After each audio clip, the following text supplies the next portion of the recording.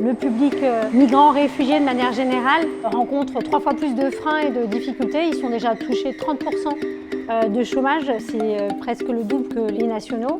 Et donc c'est pour aussi répondre à ces inégalités.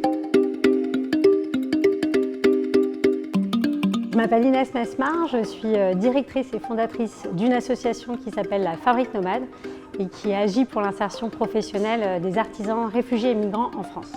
En 2015, je tombe complètement par hasard sur les broderies de ma mère. C'était des broderies qui étaient cachées au fond de son armoire et c'est comme ça que j'ai découvert qu'elle avait un métier dans son pays d'origine qui est la Tunisie.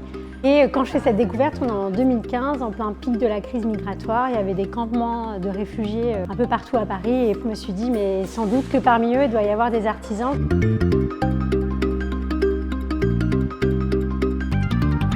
Alors c'est un atelier d'insertion et la spécificité, la singularité de la Fabrique Nomade, c'est qu'on met en cohérence le parcours des personnes.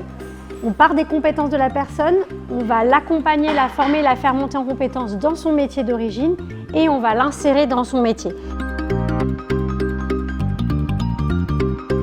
Sur la dernière promotion 2023, c'est 92% de nos artisans qui exercent leur métier en bijouterie. On a 100% de nos bijoutiers qui s'intègrent en France. Dans les exemples, eh bien, tout dernièrement, on a une bijoutière qui a intégré la maison Cartier. On a une couturière iranienne qui a intégré et qui exerce son métier de mécanicienne modèle, donc de couturière au sein de la maison Dior.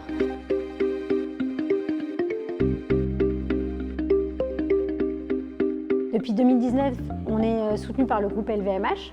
Et puis d'autres partenaires. On travaille notamment avec l'UFBJOP, qui est l'Union française de la bijouterie et de la joaillerie, et la Fédération de la haute couture et de la mode.